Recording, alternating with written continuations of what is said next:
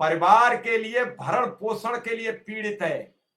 और हम नए भारत, मेक इन इंडिया, बदलते भारत, जाने कितने नारे लगा रहे हैं। लाखों परिवार भूखमरी के कगार पर बैठे देख रहे हैं। और वही मैं आज कह रहा हूं कि अगर बजट सत्र से पहले अनुदेशक और शिक्षा मित्रों ने कोई रणनीति नहीं बनाई पक्की,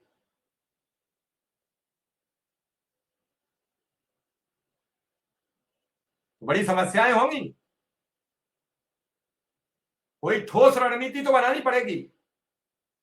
आया राम गया राम ये रोज चलता रहा, लेकिन अब वक्त आ गया है परीक्षा का। और परीक्षा का टाइम आता है तो अभ्यर्थी को, परीक्षार्थी को रात में भी जगना पड़ता है, अनलिमिटेड पढ़ना पड़ता है, जबकि उसे पता है कि हमने तैयारी पहले की थी। लेकिन फिर भी अगर नहीं पढ़ेंगे तो बहुत कम छात्र हैं जो पूर्ववत तैयारी से आगे बढ़ जाए। दो चार लोगों से दमदारी से बात भी करनी होगी। हमारे साथ उदय सिंह जी हैं, शिक्षा मित्र हैं। प्रयास है कि अब आम शिक्षा मित्र की आवाज लगातार और अनुदेशक की सुनी जाए। आम शिक्षा मित्र अनुदेशक की बात वो अपनी खुल के करेगा तो शायद लोगों पर असर पड़े। उदय सिंह जी, बजट सत्र में कुछ दिन बाकी है। सब लोग मिलकर अगर कुछ प्रयास करेंगे तो कुछ भी हो सकता है। प्रयास में कमी रही तो कुछ नहीं होगा। और देखते ही देखते ये बजट सत्र भी निकल जाएगा। उसके बाद फिर बजट सत्र के बाद मार्च आएगी, नया सत्र अप्रैल आएगा, फिर जून आ जाएगा, जुलाई आ जाएगी, अगस्त, जुलाई, अगस्त, सितंबर, अक्टूबर, नवंबर और फिर दिसंबर, फिर जनवरी 2026 आ जाएगी। यूं ही विधिवत आते हैं, यूं ही आगे बढ़ते रहते हैं। महीनों को हम नहीं रोक सकते, दिन को नहीं रोक सकते, रात को नहीं रोक सकते। रोक सकते हैं तो अपने मन को रोक सकते हैं, तो हमारे पास जो काबू में कि हम भूखे सो सकते हैं। रोक सकते हैं तो अपने बच्चे की फीस रोक सकते हैं, उसे पढ़ने से रोक सकते हैं। रोक सकते हैं तो अपने सारे खर्चे रोक सकते हैं। और हमारे हाथ में कुछ भी नहीं। हमें कहते कहते अब बहुत समय हो गया, आवाज देते देते बहुत समय हो गया, लेकिन बहुत ज्यादा जरूरत है एक नई रणनीति की, एक नई विधिवत बातचीत की, आपसी सहयोग की, आपसी सहभागिता, ताकि लोगों पर असर पड़े और लोग समझें।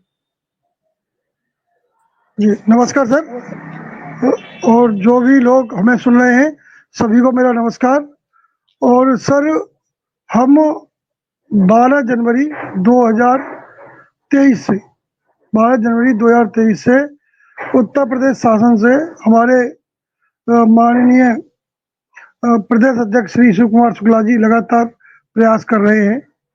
और हर बार हमें कहीं ना कहीं किसी ना किसी प्रकार से ठगा गया।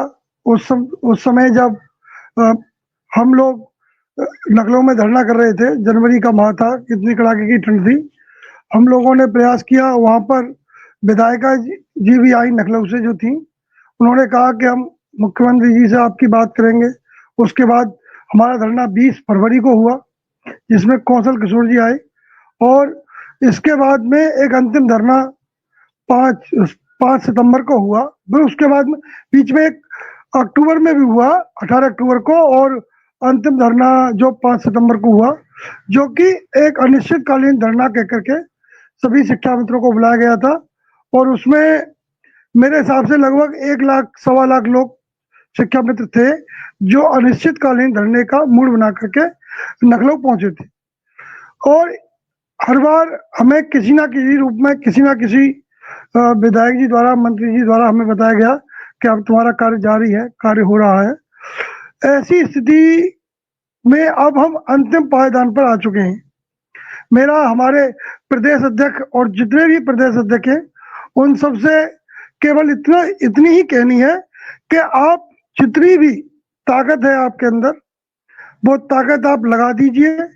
अब आपके पास में मात्र 10 दिन का समय शेष है। 18 या 19 तारीख को विधानसभा का सत्र प्रारंभ होगा और बजट भी उसमें उत्तर प्रदेश सरकार का पेश किया जाएगा। भारत सरकार द्वारा अपना बजट पेश कर दिया गया है। जो भी कमी बीसी थी वो किस तरह से आप पूरा करेंगे। तो हम केवल इतना ही निवेदन करने के लिए आज उपस्थित हुए हैं कि जैसे भी हो, जितनी भी ताकत आप लगा सकते हैं आप लगा करके माननीय सृजन शर्मा जी और जो भी आपके नजदीकी जो विधायकगण हैं और माननीय मंत्री जी, माननीय महानिदेशक जी, जो भी लोग, आप जितनी भी ताकत से अपनी बात को रख सकते हैं उस बात को रखने का कष्ट करें, कृपा करें। और ये अंतिम अवसर है आपको यशस्वी बनने का। आप यश प्राप्त करना चाहते हैं तो कृपया इन मरते हुए शिक्षा मित्रों को बचा लीजिए। आज शिक्षा मित्र की हालत इतनी बुरी है कि वो इस विगत माह के 5,000 रुपए में अपने